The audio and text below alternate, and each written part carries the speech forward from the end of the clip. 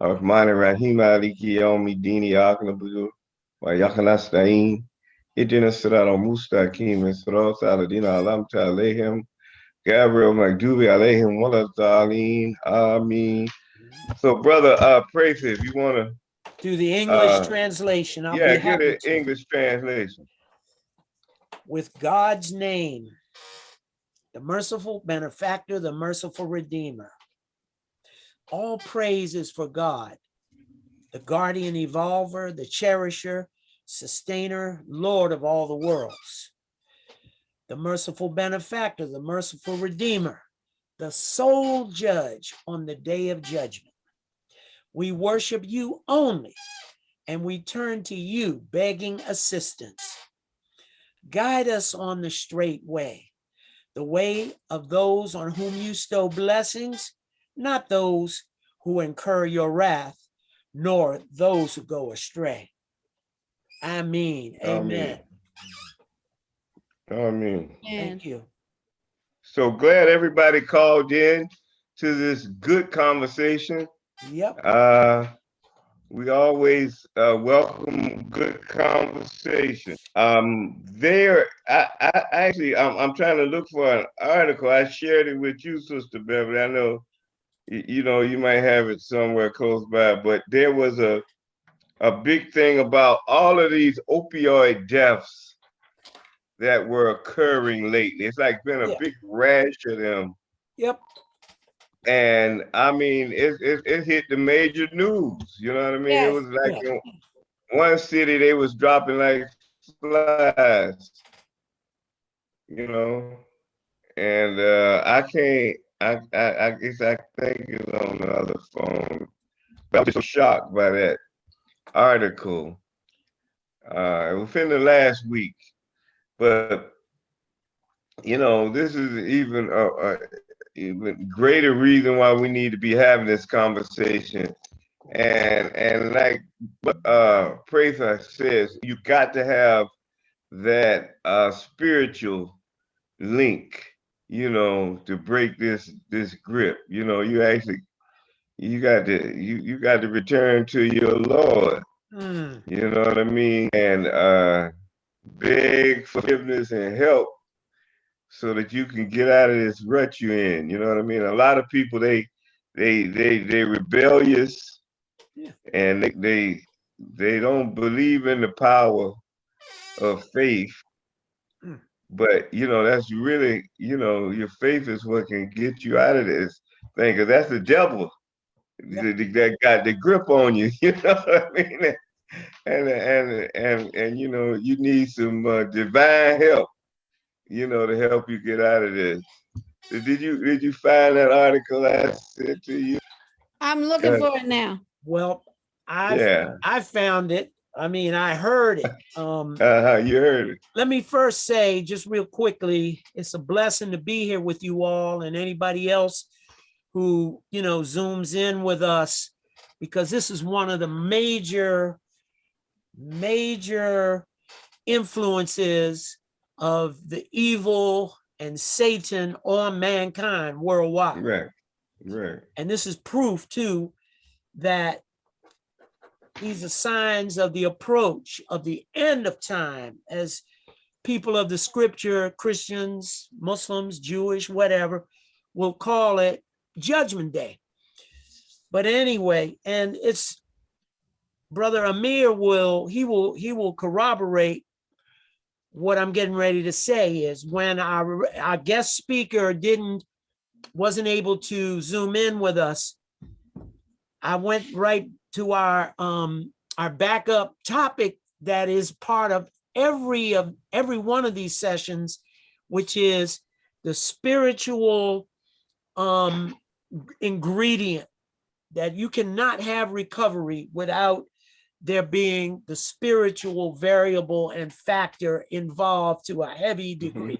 In other words, putting it simply, if God is not in the formula or the equation, there can be and will be no recovery. I can tell you this, I've seen this for myself, because I've been to thousands of NA and AA meetings, 12-step meetings. We've got an Islamic version. So it's in the thousands.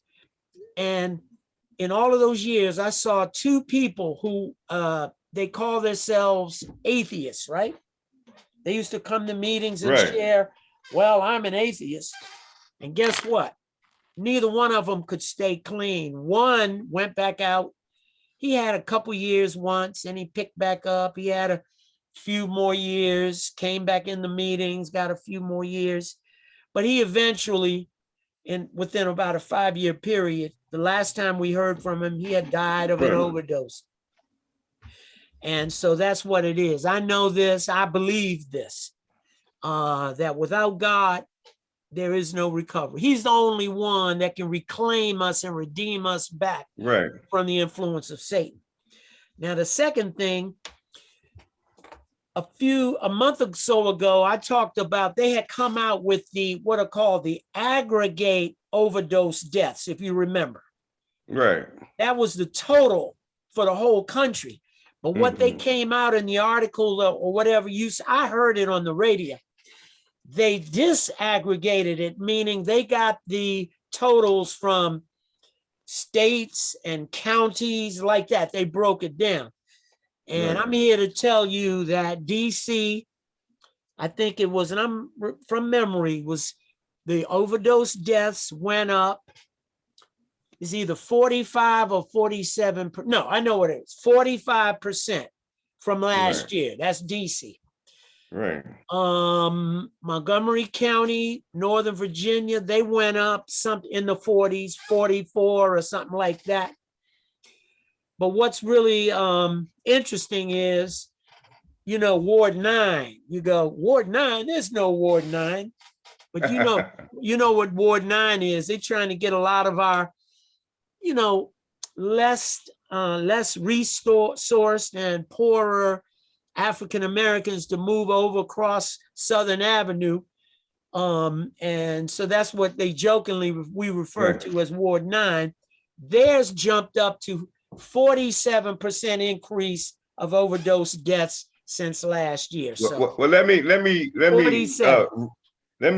read some of the headlines from across the country that's in some of the newspapers. Yeah, I want to hear what you heard too. And I actually, excuse me, Brother Ibrahim, I actually had some national data, but remember the reports that they're given to the government from the states and coming up through the region, it's 2 to 3 years delayed. Exactly. So they're talking about data being reported 17 and 19. So the local data is the most current data. That's right. Exactly. That's what I said when I gave back, it was last month or month before.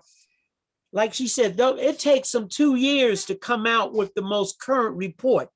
And those were increased off the chart.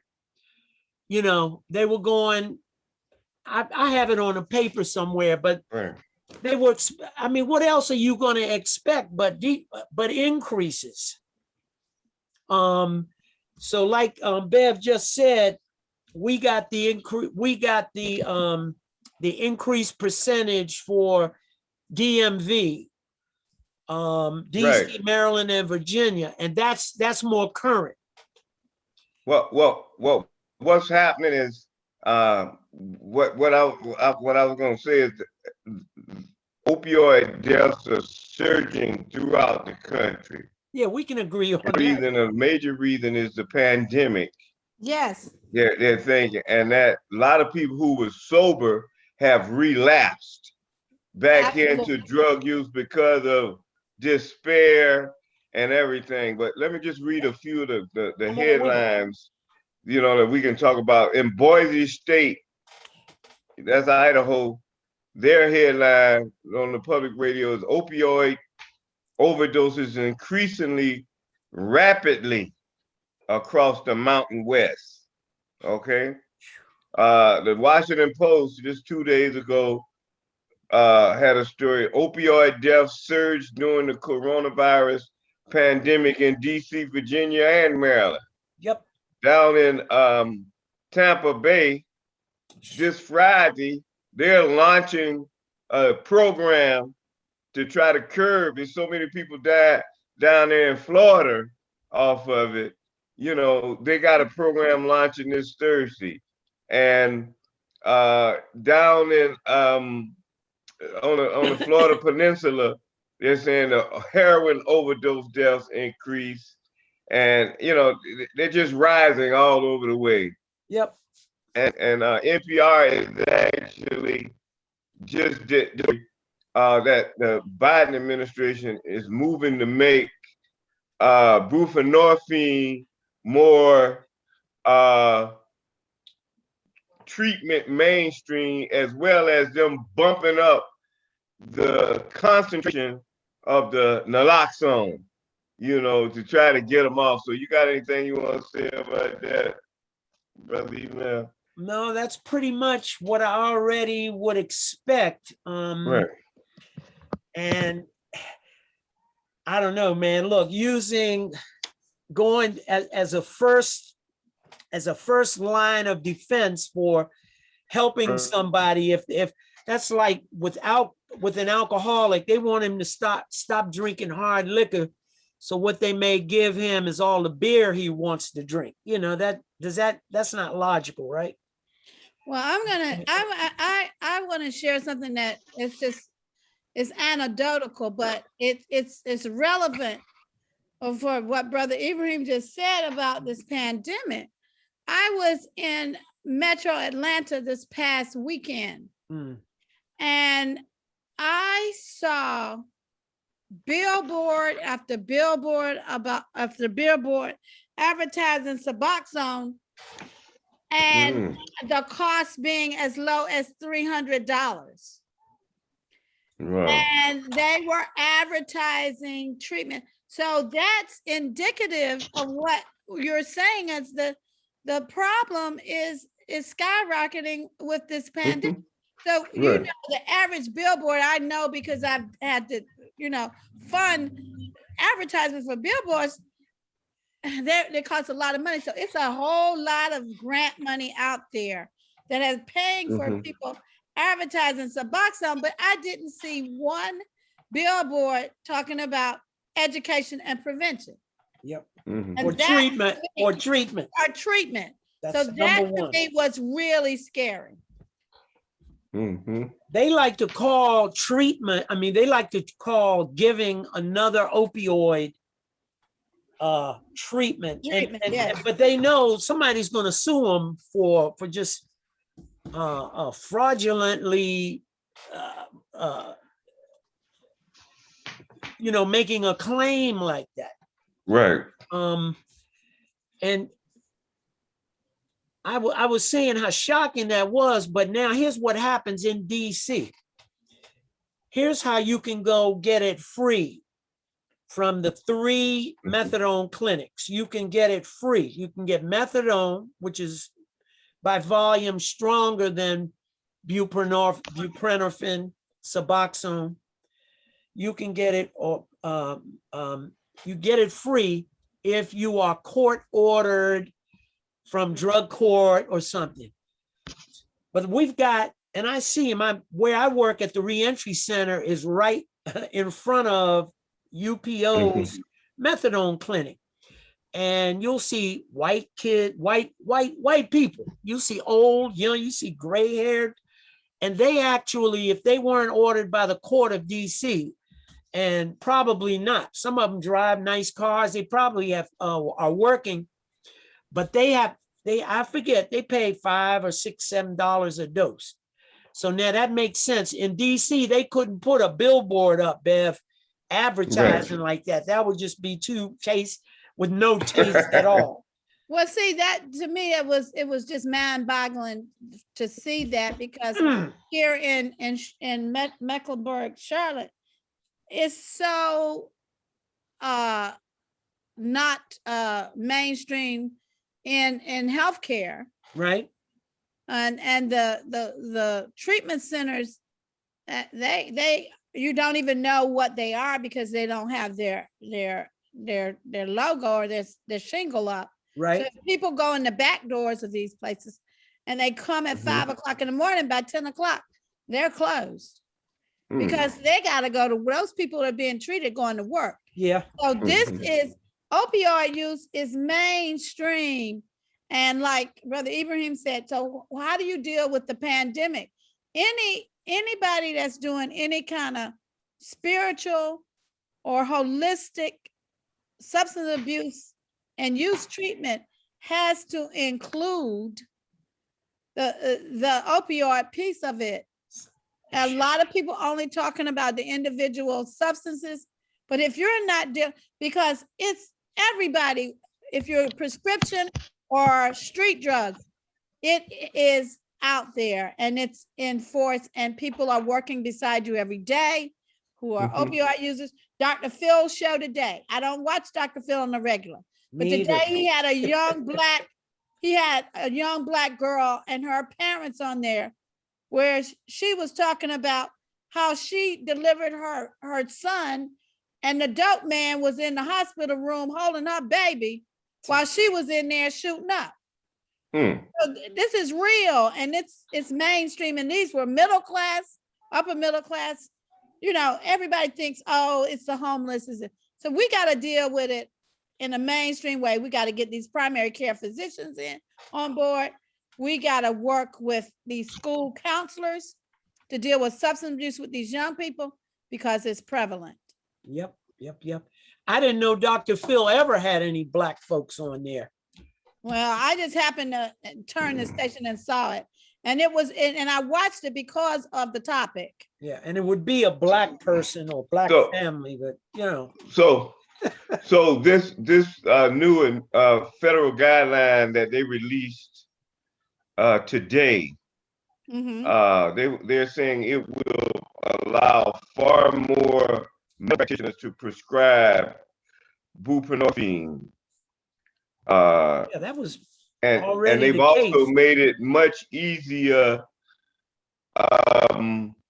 for level, or I shouldn't say lower level, but a wider range of health workers to offer it as a treatment, eliminating a training requirement that you had to have a training requirement. They eliminated that so that now practitioners, physician attendants, and certified nurse midwives can offer treatment. So how do you feel about that? You think that's and the move said that it's such a dire moment in the opioid epidemic. Experts say that the spread of illicit fentanyl combined with COVID-19 has triggered a devastating rise in fatal overdoses. You know, I mean, well, what you're saying speaks for itself. Right. If you go back to Economics 101, I mean, what's the first principle that you learn? You learn it's called supply and demand, right? Is it called demand and then supply? No. And I call it you first look, when I look back in 67, 68 in DC, they were basically giving heroin away. They call them dollar caps, buck action, $1 caps. You didn't have $1, the pusher could give you a few. They were capsules. And it's funny coincidence, and I'm being sarcastic, look like the white heroin, the China white that was coming from Southeast Asia. What was going on in 65, 66, 67? Weren't our boys over in Vietnam? Right. Yeah. Guess what? I had friends in the Air Force whose job was to load body bags full of processed heroin in the planes headed back for the stateside. Come on, man. Man, everybody knows what time it is. But anyway, this access to Suboxone and all of this, is that's part of the that's basically what I would say is the problem. Right. So they're really not trying to move toward recovery. Recovery Right. involves a treatment program with what all the things that Bev said, a holistic approach, spiritual, and even look, as a CAC 2, you know, I'm a certified counselor, certified addiction counselor, Right. level 2. They are still using models, modalities for counseling. You hear this all the time, cognitive behavioral therapy, CBT, right? Mm. You know when CBT they was innovated? Back in the 1950s. It's old. It's old. 1950s, the Yeah. middle of the Right. last century. Huh? You can't come up, and there are more progressive, more recent. In fact, I'm working on one and working with one called behavioral belief cycle theory and therapy. But that shows me, rather than give some new innovative modes of therapy, and you got to have people who've been there and done that involved in the work, the counseling, the administration. If you don't have that, your success rate is going to be abysmal. And I'm just shaking my head, man. Right. Well, according to the latest estimates from the CDC, Center for Disease Control and Prevention, right, more than 90,000 Americans died during the 20, ending in September 2020. Death linked to fentanyl rose by 55%. Okay, that contradicts the numbers that I gave you all a month or so ago, because it was in the 100,000s, I guess, for all overdose deaths. Maybe right. So that was just for opioid. Yeah, well, they said fentanyl increased. Okay. I got a question. Yeah, I'll double check those stats in a second. Okay. I have a question. Yeah. If I may ask, you know, because I'm hearing y'all come up with great ideas and thoughts, but I'm going to go back because statistics is proven that it's an epidemic. Okay. Yep. But your first comment is that they got to go back to God. They got to find God. Right. You know, and along with a holistic approach. So for this is known as a recording for other people. How does one begin that process to find God? And my other question is that with the opiate, you know, for so many people, for me, you got to dive into the problem. What does the opiate do to a person that caused them to think that provides them that comfort? I assume it's a form of comfort to, you know, to hide that voidness that one has, and God is that answer to develop that oneness or that voice to help you to deal with any issues that you may have. I think some of the conversations can be more helpful for our audience as a whole. You know, looking at God and helping them with some ideas how to put God in their life. I mean, they need to get in touch. They need to get in touch with whatever religious organization they dealing with. Like we said, you got to dig into your spirituality.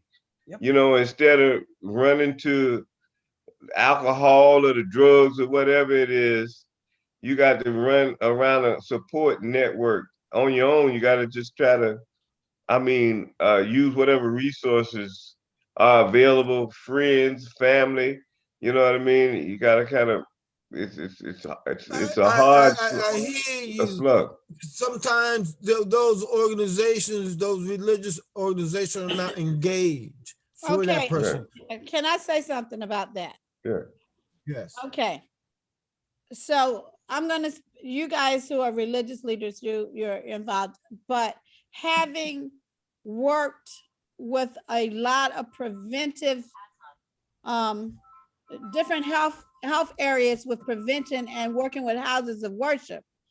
First, you got to engage the houses of worship, and depending on the structure of those religious organizations, you got to go to the decision makers. Yep. And a lot of times, I know you got to go to the imam with this and Islam, and with the Muslims. With me, I'm on paper, if you will, I'm an Ami Zion. It's a hierarchy of bishops. Can't bring any programs into the houses of worship to reach the people without going through the hierarchy. So you talk about how do you start with religion? A lot of, somebody just told me just now, one of my childhood friends who's a minister said he's not going to church right now because of the pandemic.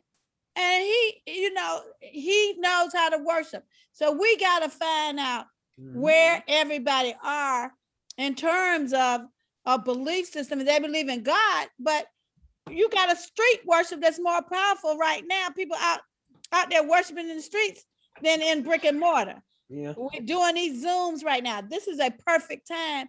Everybody's on social media to build up your social media campaign around that, Brother Amir.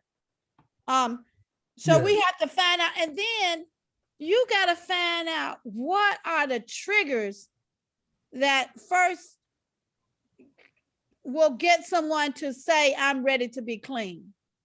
And that's individual and a local. So you got population health and you have individual health. So where do you start? Some people like to approach from groups of people. Other people like to get out of grassroots and do one by one individual people. But right now, we have to figure out a way to reach people because it's taboo. I'm going to talk about Christianity. It's taboo to talk about substance abuse and HIV/AIDS and some other things that happen in our community. They don't want to even bring it to the church. So how do we overcome that? You partner with those organizations that are doing the work already. That's right. That's how you begin. Then you replicate your program with those. That's now, I know some people that's been in the forefront of HIV for the last 25 years in the church. So you find out how you replicate that program and turn it into opioid prevention and treatment. Yeah. HIV is a prime example of program that has worked in a lot of areas with the houses of worship and the religious community. That's right. You want me to go for respond back first? I say it and I say it again. The solution, it's very simple. But unfortunately, it ain't easy. It's not easy. Mankind being a social creature, that's one of the major core behavioral makeup of mankind. There's three things. Man is a social creature. Man is a creature subject to influence, and mankind is a creature of faith or belief. And how the proof of that last one is nobody knows anything for sure. You believe that something is the way it is, or you believe something. But based on what Bev mentioned about the pandemic, and I know myself being quarantined and on Zoom and not being able to go into the reentry center, I'm a people person. And if I don't get to interact with people, I can go into little phases of being, I'm not going to use that D word. They want you to say I'm not depressed, but I'm just not, having a little blue, feeling a little blue. You know what I'm saying? So again, man being a social creature. See what I wrote in the chat, brother? I did. I did. See, and that's exactly why we're seeing these statistics go up. Isolation. Right. And social rejection. I mean, people, I got a friend that called me at 5 o'clock in the morning from Houston, Texas the other morning. She's saying she's been isolated by all of her friends out there because she won't take the vaccine. And they're saying you can't come to this affair, you can't come, and only our vaccinated friends are invited. Wow, that's interesting. Yeah, that's a whole nother issue. So what does she do? She's going out, I'm just going to go to a bar and have a few drinks. So that's just an example. Some people are going to say, well, let me just go get something and I'm going to die. Yeah. And I'm going to be by myself because I can't be around. People will relapse. So how do you put in, that's the other thing. What kind of mechanisms are in place for relapse? And you can't get to them now. You just said it, you're on Zoom. You're not reaching your people. How are people handling relapse? And the spiritual piece could be big with that, but how do you reach them? Everybody will not go on Zoom, and some places are not opening up as fast as others. So the give you a piece, it's internal. And how do you get people to understand your internal? It's simple and it's not easy, as you say. Correct. You know, again, back to man being a social creature, a social being. That's how we started getting high. We never got high by ourselves as kids. We started hanging out as knuckleheads with the other knuckleheads. I mean, I like to remind ourselves we're living in the Stone Age in America. Why? Everybody's stoned. You know, they act like alcohol is a universe away from opioid use. It's all the same thing, a mind and mood altering chemical with the potential, with the gigantic potential for habit use disorder and all of the above. And so it's funny, the solution will be a social solution, getting with the people who are in recovery. And I say it, and I say it all the time, the statistics tell the truth. They're the most successful, beyond a shadow of a doubt, proven beyond reason. They know, we know, mankind knows the most successful program for recovery. And you might get tired. I never get tired. I live, breathe, eat, and sleep the 12 steps. We got an Islamic 12-step group where AA, Alcoholics Anonymous, Narcotics Anonymous, and all the anonymous, they may say God, ours says Allah, to include the Muslims in. You see, and I sent you a question on that subject in the chat. Okay, I saw your first chat that came up. Hold on. I'm living, breathing proof of the effectiveness. I think I said before, a month or so ago, I think he was Richard Nixon's drug czar, Dr. Robert DuPont of the DuPont chemical family, right? He was the first drug czar. And he had to do a report. He said in all of his research and studies, he found that voluntary attendance to the 12-step fellowships was the single most successful deterrent to ongoing habit use, drug and alcohol use. No, he used the term active addiction. So are Zoom meetings happening? That's my question. Oh yeah, NA, all over Zoom. Okay. We've even when the numbers started stabilizing a little, a couple of the very popular NA and AA group meetings in a church. I was also going to give you some other info. They were having some meetings, in-person meetings. But as as the number of new cases started climbing a little bit, Mayor Bowser in DC, Washington, our Mrs. Bowser shut that back down. One thing that I found a little surprising, Bev, in DC, see, we've had such bad epidemics of drug use and harm and overdose for a long time. We're used to it, actually. So the stigma and is not.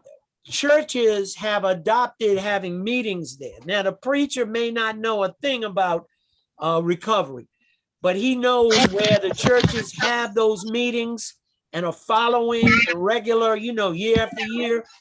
They see the effect. And DC, I'll give you this. This used to be true, and it probably still is.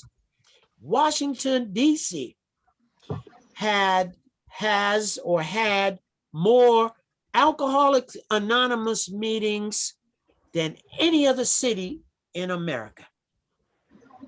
Now go 30 miles up the road, right? Baltimore, Maryland. Baltimore, Maryland always had more Narcotics Anonymous meetings than any city in America. Go figure that. That's because they have embraced. They have a lot of SAMHSA money in going into Baltimore. Well, they need it. They qualify for it. They have done good programs in community health centers. They have done a great job of going out and reaching the people where they are. That's true. And they've gone to those zip codes and they did their GIS mapping and they've done that. So they know where the people are. So they take it to the community. Now, just step back for a minute on these meetings.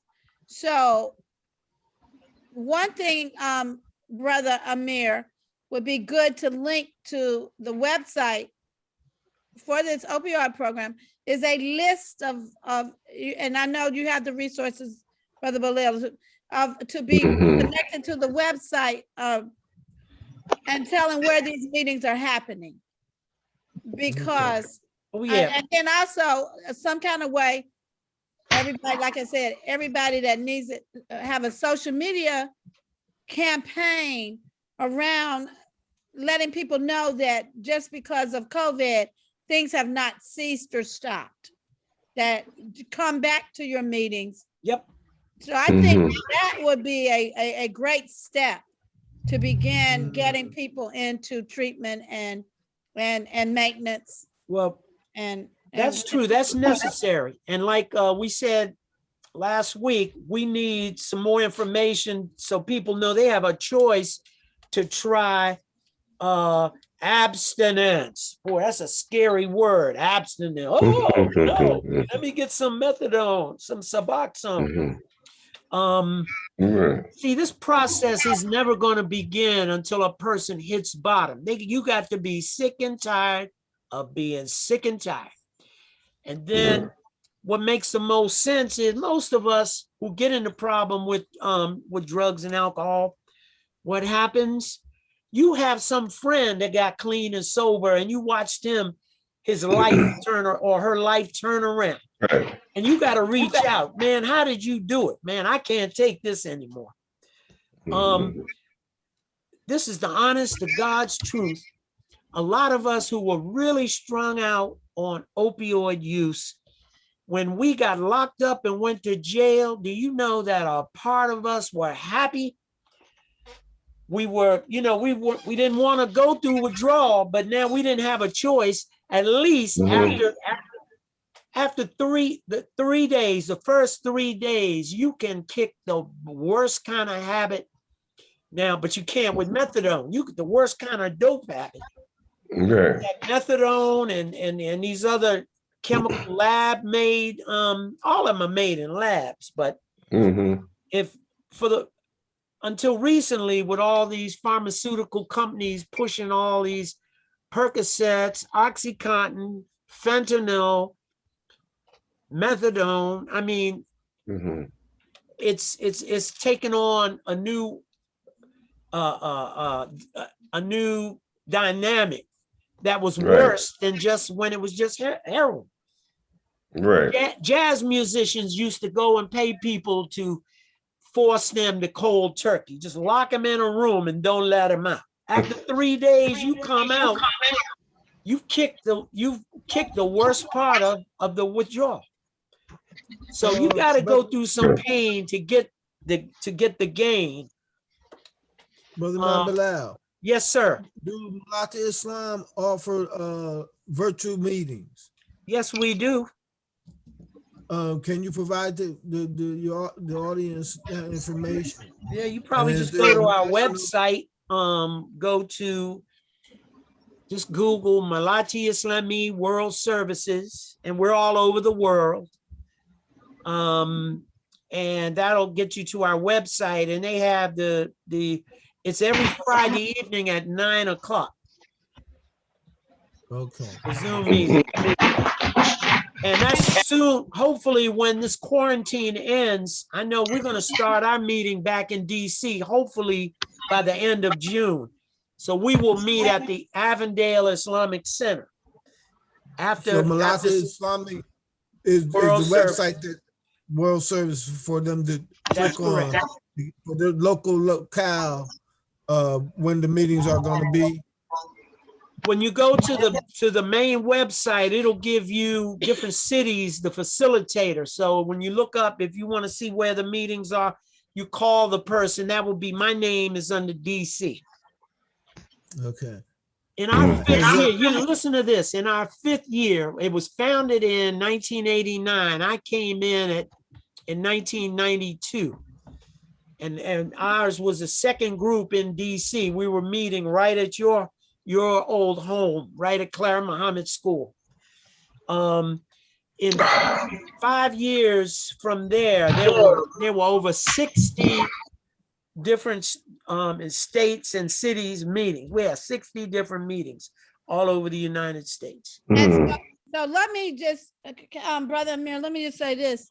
A lot of the resources that were funding these meetings and substance abuse, opioid education have been diverted for COVID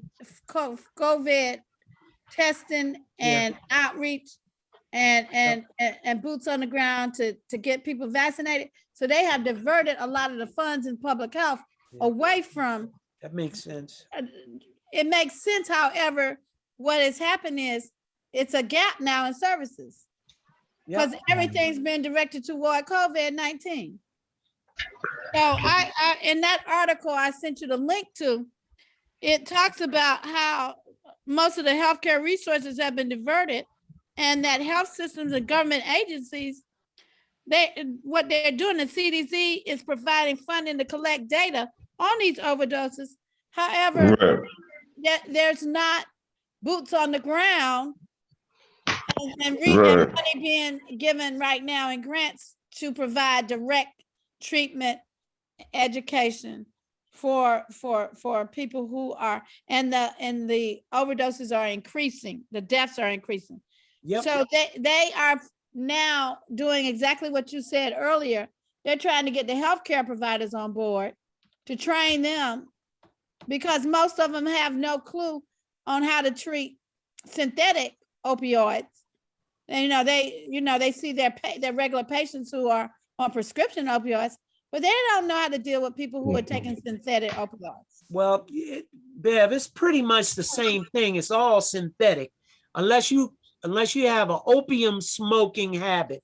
Yeah, I'm using the terminology used in this article. Right, I got you. We know that it's the same. And of course, that's misleading. Exactly. Yeah. They want you to be confused. As long as, America tells you, as long as you just stay in the house and you're working, you drink your scotch and your whiskey, you're all right. That's the American way. But it's the way to hell too. And those of us, you can't live with it. So you better try to live without it if you want to, turn your life around and stop suffering. I mean, So when is the last? When are you going to have another meeting? Brother Amir, when is the next meeting? Because I have a doctor that treats patients addicted to opioids that I used to work with closely, and I would love to have him on, since we've had some trouble getting, and he can talk about how healthcare providers are now actually engaging and treating. No, they've been engaged. The whole problem. For the audience, I'm saying, I got you. No, I know what you mean, but we gotta keep it real, Bev, for those who really want to know. And June the 22nd. June, yeah, that's right. Would you be willing to have him come on? Yeah. He Yes. is he's an internal medicine trained doctor. However, he has 2 practices in North Carolina, locally, or within distance where he's treating. Yeah. And at least he can talk about what he's seeing in terms from a healthcare provider standpoint. Yes. You know, let me put some historical context on this, Bev. Up until the Civil War, and around the same time, you could probably Google it and find out, the Civil War was what, 1865, around in there. You could go to drugstores and you could buy concoctions and elixirs that had opium in them. You had this liquid called laudanum. It had opium in it. Mm-hmm. So then you look this up, you'll find out Germany, I believe the Bayer pharmaceutical company was the first pharmaceutical company to begin taking raw opium that comes from the poppy plant. And just as a footnote, 80% of the world's heroin started in Afghanistan. So that make you wonder what's going on over there.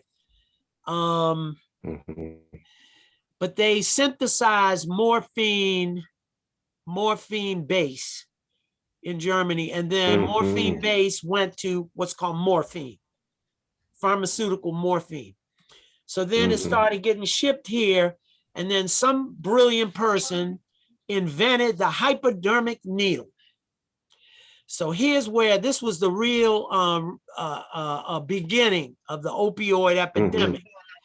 They were in the fields of the Civil War, and people were getting their arms, had to have their legs amputated because they didn't have antibiotics. You were going to die from gangrene and infections, sepsis. But once the guy invented the needle, and then they're giving them shots of morphine now, this spread all over the Civil War armies, North and South. And it was off to the races from there. And it was started by doctors. And this whole thing of using opioids to cure somebody with opioids is about as illogical, what do you call it? Counterintuitively stupid, not counterintuitive. Right. Sometimes counterintuitive things work, but this is non-intuitive. To give somebody, if you take, let's say you have a big habit for heroin, all you got to do is just take the equal amount of Suboxone to satisfy that habit. You still got a habit. And in a lot of this language you hear, there's a whole new specialty of treating addiction. The problem of even using the word, whenever you hear the word addiction, I guarantee you it has to do with a whole bunch of people making a lot of money. Go ask the Sackler family. Oh, they love that word. When they came out with OxyContin, they had that word in the advertisement. This form of it was caused less addiction. I don't know if you all are old enough to remember the cigarette companies. They said, yeah, nicotine's not addicting. I can stop anytime. Man, this stuff is off the chain. Like I said, Judgment Day is coming, man. Right. So Beverly, we have to be careful. Well, There's a lot of money switching. Doctors are switching to that subspecialty. I probably could get it. I'm not going to mention a name, but there's a Muslim brother who all Ibrahim and Amir and I know. And I'm not going to say too much other than he was a doctor. He moved down to, it might have been North Carolina, that whole Appalachian mountain range, West Virginia, Tennessee, Kentucky, the Appalachian mountain parts of that's Western North Carolina, on down further south. But he moved down somewhere in North Carolina and opened him up an addiction clinic. And guess where he's sitting now? He's sitting in jail. He got caught just doing the pill mills. That's what they call them in Florida. You said Tampa. Florida has been the single most biggest state for the pharmaceutical opioid problem. They have one spot was a whole block, city block, a building, a whole city block that had, I don't know, 10 or 15 doctors in there. They would line up in the morning. They had people lined up all around the building all day. They're just writing, giving them prescriptions. Okay. So I know all about that. I get a report of Medicaid fraud, and a lot of them had to do it. This that's what it is. Particular doctor, and I'm speaking of, he worked with me at a student health center. We hired him there. It's a behavioral component to it. Well, that's great. And we have evidence-based. We included yoga and other holistic therapies. He just does not write. I got you.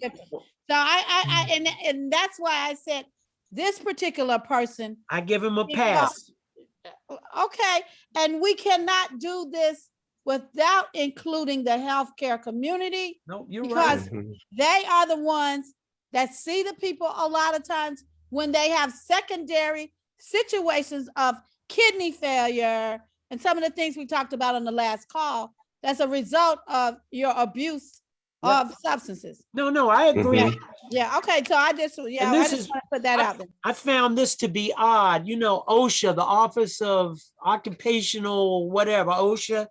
Health and safety. There you go. I knew that Dr. Ibrahim would know that. So every career, every professional field of endeavor has been rated. So you'll never guess in medicine what the top 2 safety hazards of that career, of that profession are, of being a medical doctor are. I know it. I know it, but I'm gonna let you tell it because I don't want to act like I know everything. Look, number 1, committing suicide. I've been holding on to this. In that same article, I tell them number 2. And this has been tell them what's number 2 occupational hazard. For healthcare providers, for doctors, all of them, nurses. My sister's a nurse. She had substance abuse use, not just that, all of them. Exactly. All of them. So we know that they have a huge, I know about a huge clinic in Atlanta that only treats healthcare providers. They have a whole chain of treatment facilities only for doctors. My brothers and sisters. What we're gonna do? We're gonna listen to the doctor come out and present. Yeah, I'm gonna listen. I'm gonna give him his respect to his approach. But I do want to question, because you stop at some of the services that he was providing. You said yoga. What are some of the other holistic approach that he's providing? Acupuncture. And he provides therapy on meditation. Yeah, He holistic. provides behavior change strategies that are very similar to smoking cessation programs, where it deals with coping mechanisms when you want to use. So it's Beverly. Beverly. Aromatherapy, herbs, and natural substances to treat. Yeah, it's juice. beyond just Beverly, don't leave this one out. And I'm back to, don't leave this one out. Group therapy. Oh yeah, that's definitely, that's tough. Telemedicine has been around now as a therapy for at least 20 years, but not so much on the East Coast, but the West Coast. Telemedicine now, because of COVID, has made a lot of healthcare organizations very wealthy. So you can do that on Zoom. You do groups on Zoom now. Right. So Right. No, definitely. That's right. Listen, I told my doctor, I do not like telemed. I said, until my doctor can figure out a way to take my blood pressure, then I will dislike it. Okay. And he had to laugh at that, you know, but they're still getting paid, you know. It is what it is. All right, well, I think we almost at the end of our time. I think we ran at 8 o'clock. It went so quick. Time flies when you're let's enjoying pick this yourself. up on our, yeah, we'll pick up this conversation on our next installation of our opioid conversation. I wanted to thank everybody who was so knowledgeable and contributed their time and energy to help, you know, spread the good news, the gospel. Praise God. Being clean, you know. Praise the Lord. And with that, I'm gonna ask Brother Fraser to, you know, we always he get the best dua, so we're gonna ask him to make God dua, be the glory. Offer a prayer for us. Offer a prayer for us, you know, so we can go and look forward to the next time we get together. Just like I said, if Bismillah. With God's name, the merciful benefactor, the merciful redeemer, this prayer, arguably, more people who used to be strung out and suffered with drug and DOA, drug or alcohol use disorder, and now they're clean and sober, say this prayer, this supplication. This we say in Arabic, Bev, dua. This is dua when we put our hands up. So anyway, and nobody can argue with this truth, and it's called the Serenity Prayer. So I'm gonna say it in English first. God, grant us the serenity to accept the things we cannot change, the courage to change the things that we can, and the wisdom to know the difference. Amen. Now I'm going to say it as we do in our Muslim prayers in Arabic. Allahumma imnahni as-sakinata liyataqabala ma la astatiyu tagyiruhu wa shaja'ata liyughayira ma astatiyu tagyiruhu wal hikmata liyurifa al-farqa bainahum. Amen. Thank you, everybody. Thank you, brother. Hey, brother Amir. Brother Amir, I sent you a message in the chat. Okay. Are you there, Brother Amir? Yes, I see you. You see what I said? Yeah. Yeah. Okay. Zoom, NA, and AA are going all over the world. That's wonderful. And they can't wait to get back in the rooms. We call them the rooms. Right. I would venture to say that maybe almost as much as a quarter of the churches in DC have 12-step meetings, Bev. That's great numbers. That's great numbers. Yep. I'm happy. The problem has been so bad here. Yeah. But in the Christianity, the Lutheran churches have taken the lead in the area around doing supporting that. So yeah, and supporting what? And The meetings, the 12-step meetings. 12-step meetings on NA and AA. But listen to this. Lutheran churches, and they are great collaborative partners. Hey, Bev, if you text me your mailing address, I'll send you one of our Muslim 12-step books.